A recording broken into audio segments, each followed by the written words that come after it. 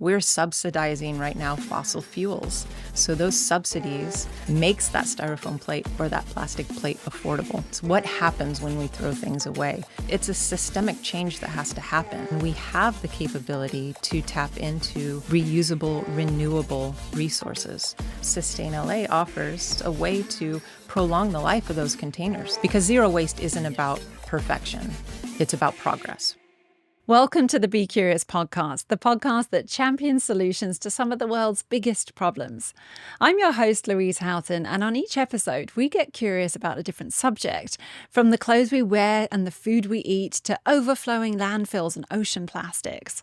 All of our guests have brilliant minds and innovative ideas that allow us to lead a more sustainable, conscious, and pollutant-free life. And the best part is, this podcast isn't just about listening. It's about building a community and connecting like-minded individuals who are curious about alternatives to enhance their lives and the longevity of the planet. And if you're curious already and you want to find out about the many sustainable products and services gifted to you from our many guests on the show, then why not head over to our Instagram for more information? You can find out how to enter at BeCurious_podcast. Today, we're getting curious about sustainability. We hear that word a lot these days, but what does it actually mean and how can we actually live more sustainably? Well, to talk more about her zero waste consultancy business and the refillery store, I'd like to welcome the CEO and founder of sustainably, Leslie Campbell. Thank you so much for joining us today. Thank you, Louise. I'm so happy to be here. Now, before we dive into all of the different environmental issues that have come up within your work, I'd love to just get a clearer picture of what you do with sustainably because there's so many pillars to it. Yes, sustainably is dedicated to helping zero waste be more accessible. We currently operate a zero waste refill station in Highland Park where folks can come and refill their containers with household cleaners, body care products, and find plastic-free essentials, plastic-free alternatives to everyday essentials. And your background was actually in restaurant management. So what was it that made you want to start sustainably? Styrofoam was the catalyst, actually. That's a big one. Yes, I realized that the restaurant I was managing in Los Angeles did not align with my personal values. So if I was going to be ordering takeout or something, I would actually avoid the restaurant I was managing due to styrofoam. You know, we learned in the 80s how toxic it is, toxic when it comes in contact with our food and toxic to produce. The restaurant that I managed was using it pretty exclusively for all their takeout needs. Well, there's so much waste as well in the restaurant industry, isn't there? I mean, we've talked about food waste on one of the previous episodes that we've had on the Be Curious podcast. And I believe the figure was something like 40% of all food that's actually produced actually gets wasted, which is a phenomenal figure. It's a lot. Yes, 40% is accurate. It's an interesting comparison, too, because if we look at food insecure populations here in Los Angeles, it's also 40% of Angelenos that are food insecure. So really connecting those dots can help get food to those in need. Were there any other factors of working in that restaurant industry that made you want to branch out on your own? Yes, I think the restaurant that I mentioned, you know, we tackled styrofoam first, and this was in, you know, mid-2000s when there weren't a lot of alternatives that were affordable. So finding a solution to eliminate styrofoam launched us into a complete overhaul of our operations. We started recycling. We started with the city's food waste recycling pilot program, so composting. We changed our operations to improve energy efficiency and water conservation. And we were met with such a great response from the community. They really embraced what we were doing. We saw a reduction in employee turnover. It really made me want to do something on a larger scale, having seen what we were able to do with this one small restaurant. I mean, that's great that you actually decided to do it in that restaurant, though, and not just leave and say, hey, this doesn't align with my values. You actually took action to make a change. Yes, and I want to credit the owner too for being on board to make those changes and see the value in it, and how to make it work. Restaurant operations are really difficult, right? It's a difficult industry, and the bottom line really makes a difference. So being able to make that happen in a way that was beneficial to the bottom line was really key. Do you want to mention which restaurant it was? Oh, sure. It was Gingergrass Restaurant in Silver Lake. Okay. Yeah. I'm not familiar with it. What kind of cuisine do they offer? Vietnamese. Yes, delicious pho. Oh, nice. So I guess all of that kind of really leads into why you started this refill store. But before you did that, you got more into the consultancy business, first of all. Do you want to talk about your sort of transition out of the restaurant management? Yes, Sustain LA originally started to help restaurants operate more sustainably. And we worked with several in Northeast LA to implement some of the changes that we had seen at Gingergrass that worked well. And then we quickly found the community need for zero waste event supports. So a lot of music festivals, street festivals, and how do they reduce the amount of waste that's generated, because it's quite substantial. Mm-hmm. Was it hard to get those contracts initially? With the restaurant consulting, yes. At the time, I was quite young and passionate, and that doesn't always translate to business owners' needs, right? Mm-hmm. So during that time, I also went back to school and got some education behind, to support my passion, and was trained in waste and recycling to understand really what away means, what happens when we throw things away. Because I think that's very important when we're also talking about solutions, is to understand the systems that are already in place to take care of what is considered waste. And especially if you're wanting to be a consultant too, people want to know that you've got some kind of qualification to do what it is that you say you're doing. Absolutely, it helps, yes. But let's paint the picture then for maybe people who don't really understand. Say let's take an event. I don't know, say like it's an Academy Awards and Variety are throwing a big party. Mm-hmm. But it could be a festival, like you mentioned, or any kind of event, really. There's so many different things that are hired in to make that event possible, which we'll come to talk about, like what happens to them after the event. But, what are we looking at there? Can you explain the process? Yes, you have multiple vendors coming in to make one event happen. So you have florists, you have maybe set builders, you have vendors that might be bringing gifts for attendees, and setting up their own space. You have food, you have decor.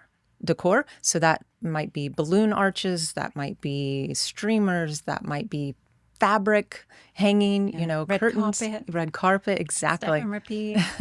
So, and most events, they don't connect prior to. Not everyone is connected, or there's not like an overall sustainability person to help make sure that what's coming into the event can either be reused, composted, or recycled, right?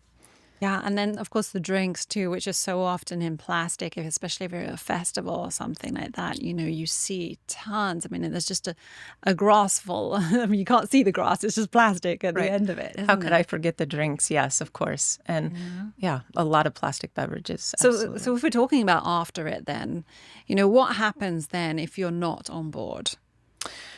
It all gets thrown away, really. Maybe a small amount of things are reused. Potentially, the red carpet could be rolled back up and reused.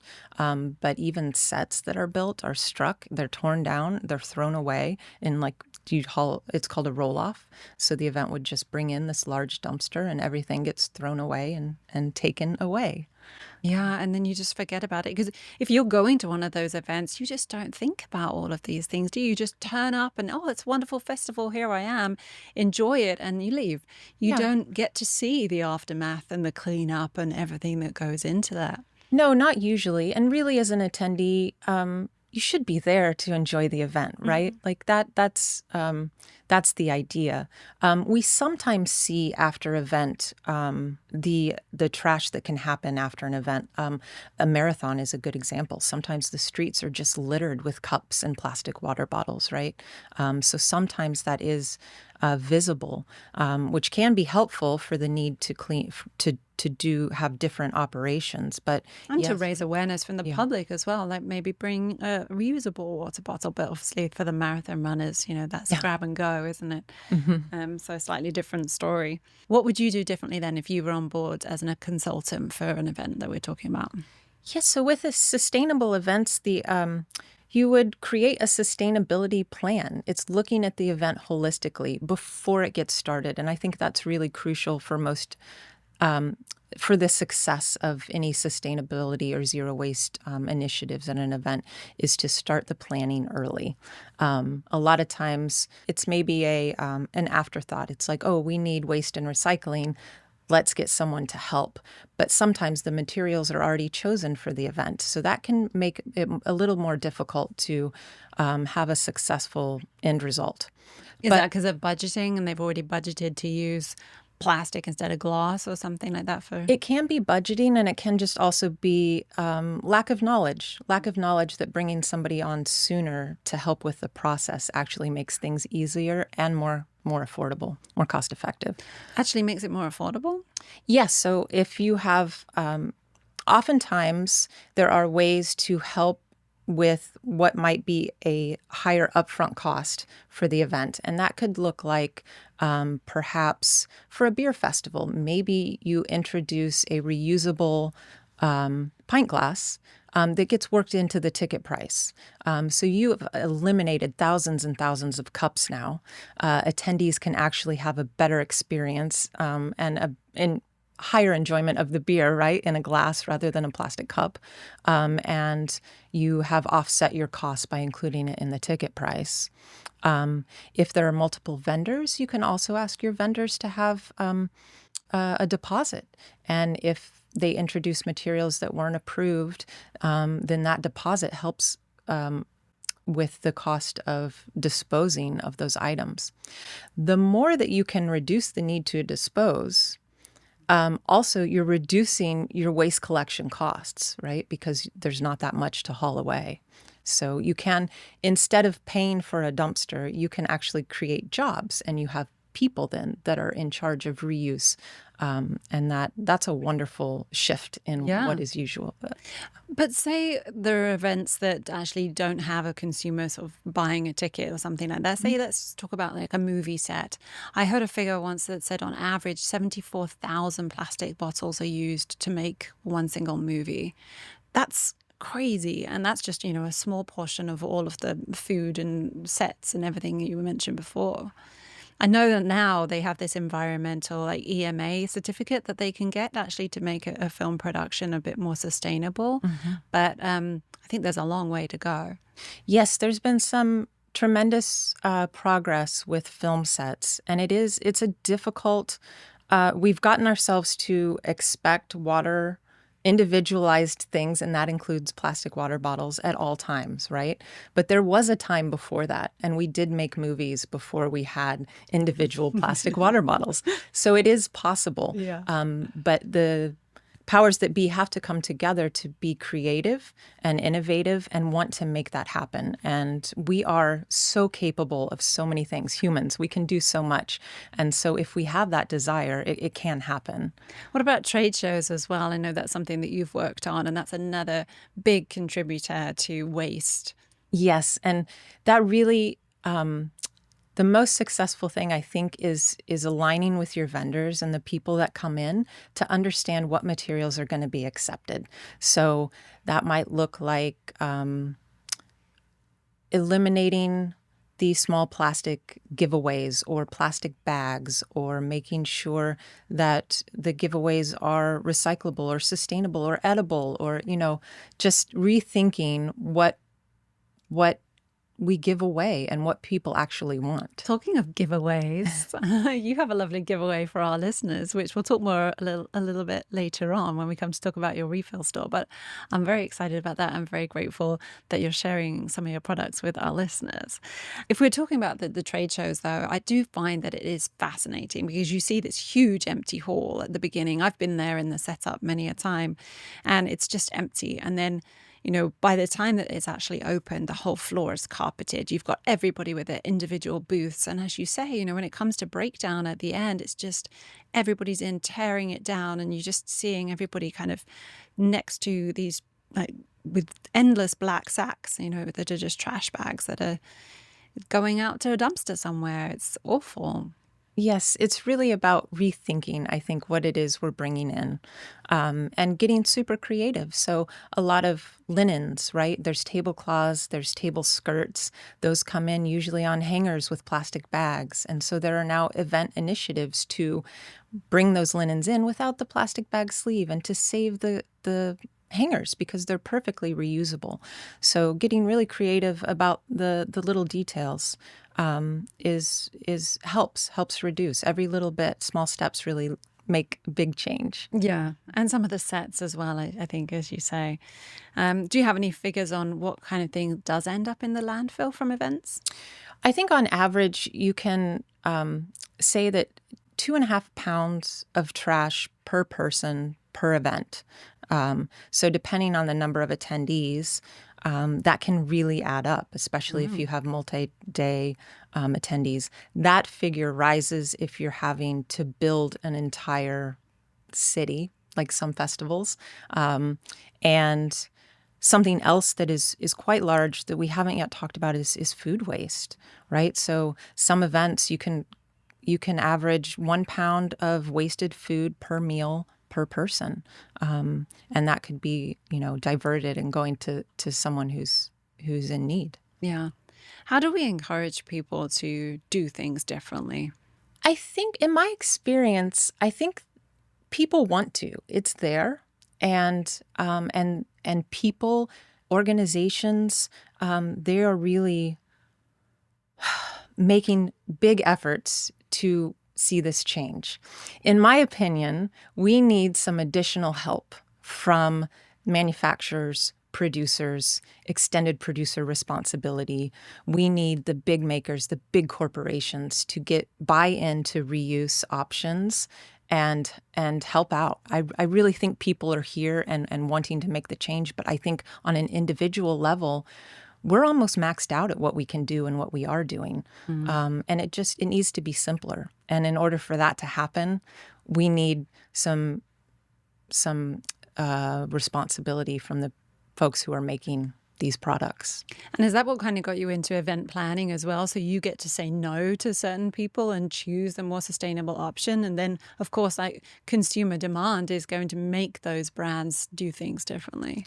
It's helpful. I think as the sustainability consultant, I'm there to support the organizer. So I may not have as much say as to who's invited, but I can have those conversations and help educate. So this alternative looks green, right? And it has been billed to the organizer as a green option. But when we really break it down, I can help share, oh, this actually isn't recyclable, or it actually isn't compostable, and it's going to cost you more without the result you want. So in those senses, it's helpful, and I feel like I'm adding a service. Yeah. Say it's a small barbecue, though. I'm having a birthday barbecue, not me personally, but somebody's having a birthday barbecue, and they decide that they want to buy plastic cups and plates because it's just more convenient, and they can throw it away afterwards and not have to worry about washing up 30 plates, or they don't even have 30 plates to provide to the guests in the first time. How do we tackle that kind of problem on a more sort of individual level? I think reuse. So we're looking for something to replace those disposables that's reusable and durable. And this is one aspect of sustainably that I love. We offer event rentals. So if you are having a backyard barbecue, we can provide the plates, the glassware, the flatware, napkins, tablecloths, whatever you need, and we'll do the dishes. We'll take it back, we'll wash it. So we literally deliver to you, or you can pick up at our store. You can have beautiful tableware, and then we'll take it back and wash the dishes. I know one idea, that was to use compostable things. Things are being made now to have compostable plates and silverware and things like that. But of course, all of these things come with a price compared to the plastic ones. And if you don't have very deep pockets, I think that's where people are struggling to make those sustainable choices. Yes, compostable products are difficult to navigate, right, in the landscape. There are some that can actually be composted, and then there are some that are compostable in ideal conditions, but composters don't really want them anymore because products have to sit too long in their piles to be actually break down, right? So the timing doesn't line up. It might take 180 days for a plastic cup to decompose, but that compost pile is only going to sit there for 90 days. Right, compared to food or organic produce going into the compost. Right, which breaks down really quickly. I see. And then there are some products that will truly break down. They don't have lacquers, they don't have glues, they're safe for organic compost, but they are more expensive than going and getting a styrofoam plate or a plastic plate.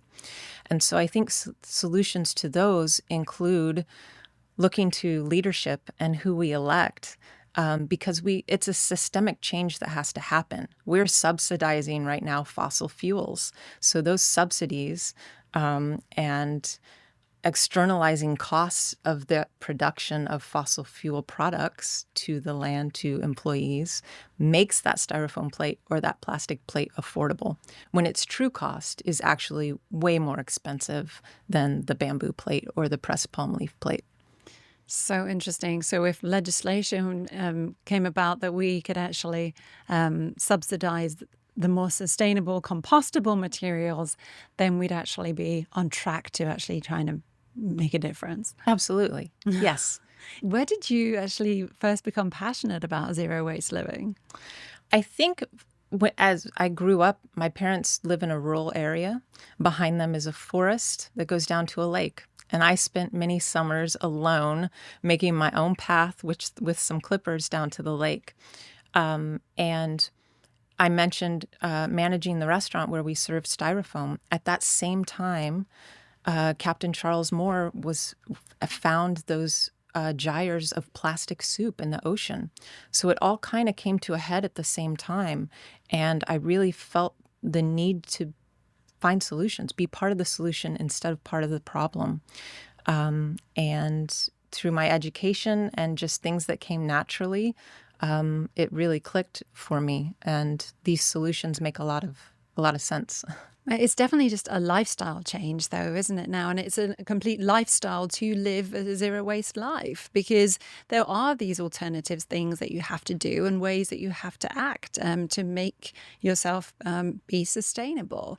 I remember when I used to feel really guilty just for throwing out an old plastic shampoo bottle or something, knowing that was then going to go and sit on the landfill for 400 years or so. I say used to because I use alternatives now, so I don't have to feel guilty about it anymore. But there's so many other products in my house still that, once it's finished, I have to put it in the trash, and I hate having to do that. Yes, absolutely. We've built really great, long-lasting containers, right? Only to be used for sometimes mere seconds or sometimes longer term, like your shampoo bottle. And Sustain LA offers, a way, and other refill stations, a way to prolong the life of those containers. A lot of research and development has gone into making that shampoo bottle easily, really useful, right, to dispense your shampoo, or the laundry jug to measure and dispense laundry detergent. So there are cases when plastic has a purpose, medical applications, even the shampoo bottle or the laundry jug, but I think the length of time that we are using them for, and we have too much. We are suffocating in plastic, drowning in plastic. Yeah, I mean, even utensils, which you might have for a couple of years or something like that, there's still a point where you're going to get a different one, a new one. And that's the same with anything, like the clothes that we wear that are made of plastic nowadays. When we're done with that, it still ends up in the landfill in just the same way. It's not biodegrading. No, plastic is forever. Yeah. So when did you start the refill store? I launched the refill store after my daughter was born. And I guess that was another really eye-opening experience of what are we leaving for future generations. There's so much waste when it comes to being a mother, or like it comes to being parents, in general.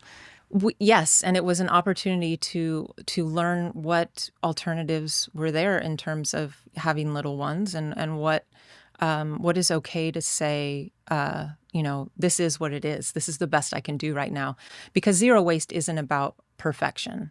It's about progress, right? It's about different choices, and I think as you adapt your lifestyle, those changes become easier. So we've been told we need to buy things, a product for everything. We need a product to clean our bathroom, yet we also need a different product to clean the toilet, to clean the mirror, to clean the tub, right? And so if we can change... One for the kitchen to the bathroom. Exactly. So if we can... take different steps and just think about what it is that we're actually buying and consuming, that is a great first step. And I started the refill station as a pop-up model in 2018. As I looked around our life, my family, our home, we had eliminated all the low-hanging fruit. We had eliminated single-use plastic bags, plastic water bottles, and then the longer-term plastics were still there. The shampoo bottles, the laundry detergent jugs, things like that. And so I started to think, like, what is the alternative to this? How do we tackle this? And there were some really wonderful, inspiring examples of refill stations in other countries, in Long Beach and Canada. And Los Angeles didn't have one yet. So started it as a pop-up model. And then we grew. There was demand. People were really excited to have this in Los Angeles. Our community grew and were amazing and helped us, know what else to bring on. And suddenly we needed more than we could fit into a pop-up. So we opened our brick and mortar store a year later, almost to the day. Okay. In 2019. In 2019. In Highland Park. Yes. Fantastic. I can't wait to make it over to you. Oh, we'd love to see you. Yes. And so tell us a little bit more about what people can expect if they come into the store. The first thing I'll say is that it's very chill in there. Mm-hmm. People love the way it smells and the way it feels. And I find that's really important to offer a safe, welcoming space to people, especially if they're trying something new, because this can be overwhelming, right? And we have household cleaners, body care products, and plastic-free alternatives to things you use every day. So we have shampoo, we have conditioner, we have laundry detergent, dishwasher gel, dish soap, glass and window cleaner, pretty much anything you need in your home, we have available. We have over 100 refills available. And then we have the plastic-free alternatives include dish brushes or toothbrushes, toothpaste. We have reusable paper towels and facial cleansing cloths to remove makeup. Pretty much anything you need is available. And do you need to bring your own container if you want to come and refill, or do you provide those as well? We do provide them. However, if you have your own and it's working well, that is ultimate zero waste, using what you have. So we welcome any container. We've had fun filling all different types of containers from, we've had the Skull liquor bottles that we've refilled and all sorts. So it's great. It's great conversation. So you just weigh whatever container it is, first of all, to see what it is, and then you put the product in it and then reweigh it? Yes. Our shop is set up so it's all self-refill. So we have a weigh station available for our community, and they weigh the container. You can snap a photo or write the weight on the container and then fill up as much as little as you need. So if you're looking to try a new product, you don't have to buy a full bottle like you might in a drugstore. Mm-hmm. You can literally dispense a couple ounces into your container. We deduct that container cost, so you're paying only for what's inside. That's great. Yeah. And also great that you could just go at the same time with everything. Say, my conditioner's empty, but I've still got half of my shampoo left. But you could just go and still just top up at the same time. Yes, exactly. Because you'll measure that weight. Yes. Yeah. What's the most popular products that you've got, or do you personally have favorites? Oh, I do have favorites. the most popular is our hand and body wash. Again, it's a multi-use product, right? You can wash your hands with it and wash your body. It's moisturizing. You don't need two separate products. It's made locally in Burbank by a family-owned company, certified organic, and we have a completely closed-loop system, refill system with that maker. So that means that we take 5-gallon buckets to them. They sanitize and fill those up and bring them back to us. So we're using the same container. So what we're receiving to the store is actually zero waste as well. My current favorite products include a deodorant from Fat in the Moon, which is a lovely company in Northern California. And also the same maker as our hand and body wash makes a gratitude face serum. And I've recently had some changes to my skin due to medication and just, age, and it's been wonderful. I really love the serum. It's an easy replacement for moisturizer, and I've seen a huge difference. And that also comes to us in a closed loop system.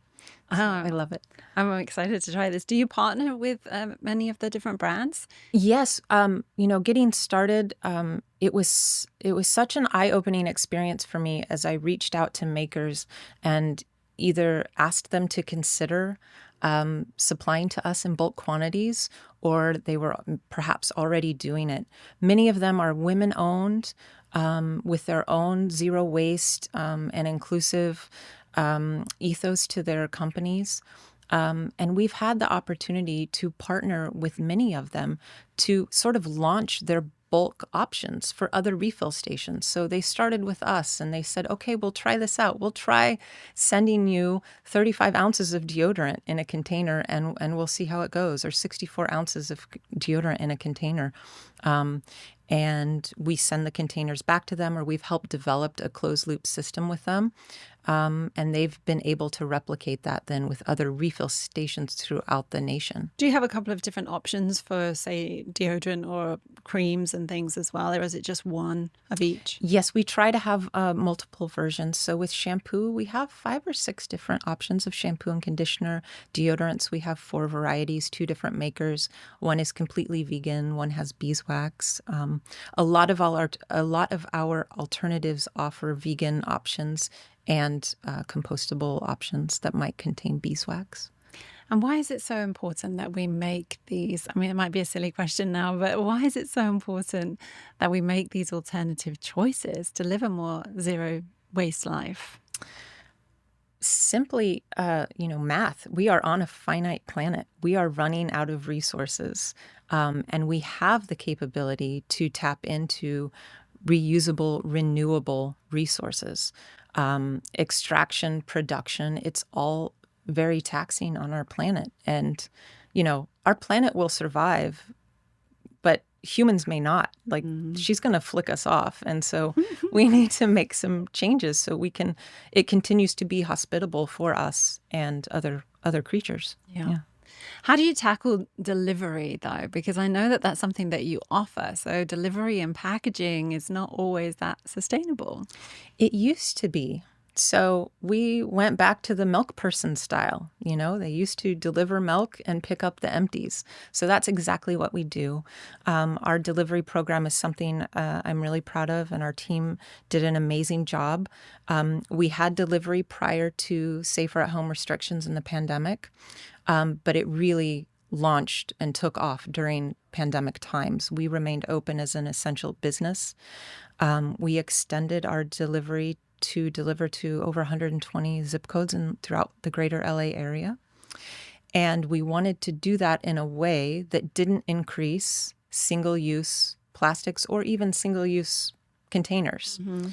So when ordering from us, we fill reusable containers, deliver that to your doorstep, no packaging needed. And you can set out your empties on your delivery day. So we deliver to certain areas of Los Angeles on certain days to help reduce vehicle miles traveled and our carbon footprint. And so your delivery day, and then you can you can keep your pump. and just simply, remove your pump from the empty bottle and put it in the new bottle that we bring to you, and it's ready to go. Very simple. Oh, fantastic. I mean, as you say, very simple, but why is it not done more often? I think that's always the question, isn't it? Yeah, I think our delivery routes aren't designed for the take back, right? So we're really good at getting things to people, but that whole process of getting it back to the maker has gone away. Yeah. So what plans do you have to continue to spread the word and what you're doing with your company? Oh gosh, we thrive by collaborating with other makers, other small businesses, other organizations doing the work in Los Angeles. I really feel that the solution to sustainability is more equitable distribution of resources, right? So the refill station is awesome, but it's not going to solve climate change. But helping our most in need populations, our most underserved populations, that is where we're going to see systemic change. And so I hope that we can continue to work with organizations, continue to be innovative and find ways to help with food access, for example. I'm very passionate about food access and food waste recovery. And yeah, I'm not entirely sure, but we're always open and looking for ways to adapt to what is needed. And you're still raising awareness through pop-ups at, farmers markets and festivals and things like that, aren't you? Yes, absolutely. Thank you. We are at the Atwater Village Farmers Market every second and fourth Sunday. We have our regular shop, and you can follow us on Instagram and TikTok for sustainable solutions and tips and tricks, and all the makers that we love and work with. Our Instagram's also where we're going to be launching our little giveaway. Yes. So you mentioned some of the products just before. Do you want to tell us what we'll be, not tell us, do you want to tell our listeners what they might be receiving as part of the giveaway? Absolutely. It's a lovely body care bundle. We'll include eucalyptus shower steamers made locally in Los Angeles by Earth Melody, a wonderful Asian-owned, woman-owned company. Also, the Gratitude Face Serum that I was raving about earlier, made family-owned business in Burbank. And a hair treatment duo, Love and Snow, is a Black woman-owned business, also here, local in Los Angeles.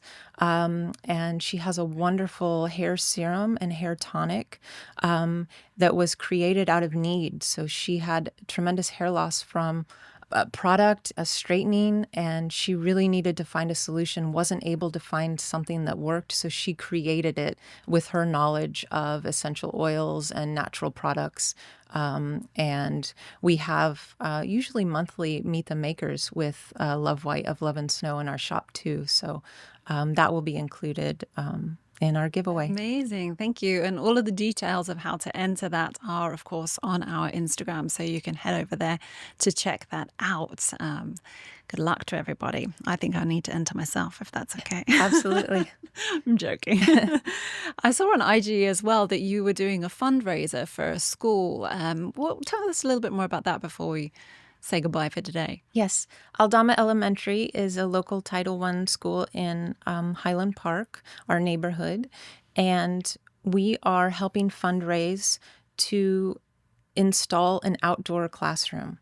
There is a large greening effort within LAUSD because research has shown that kids have greater attention spans, greater retention of knowledge, being able to be outdoors, but also in outdoor areas that are shaded and have greenery, and not complete black asphalt, So these funds will, our school has partnered with Enrich LA, a nonprofit that builds school gardens, and they're going to come in and build an outdoor classroom, which every class will have access to. And we are hoping to raise funds by the end of September. Fantastic. The Yes. end of September. Yes. Okay, so maybe just a few weeks left. Yes. From when this episode gets released. And you can see that on your Instagram, you said. Yes. Is there more philanthropic work that you're doing with Sustain LA? Yes, we donate regularly to especially schools, local schools, silent auctions and fundraisers. We Part of our event rental program, again, the food rescue, we offer no-cost food rescue to our rental clients. So if you're having an event, we offer support on how to save food, collect it, and get it back to us. And then we connect with local nonprofits and food rescue organizations to get those to community members in need. Fantastic. Thank you for everything that you're doing. There's so many different pillars that we've talked about today. I'm really happy that, you're out there and actually doing all of this. So thank you on behalf of so many people. Oh, thank you for the opportunity to explain all about Sustain LA. Oh, you're so welcome. The many facets that we have. I appreciate it. And we'll be in touch on Instagram, I'm sure, posting all about the giveaway and then talking more about this episode. So if you are listening and you like it, please share it, subscribe as well, and then tune into the other episodes. They are all available wherever you listen to podcasts. Thank you so much, Leslie. It's been such a pleasure to have you on the show today. Thank you, Louise. Until next time, guys, I'm Louise Houghton, and stay curious.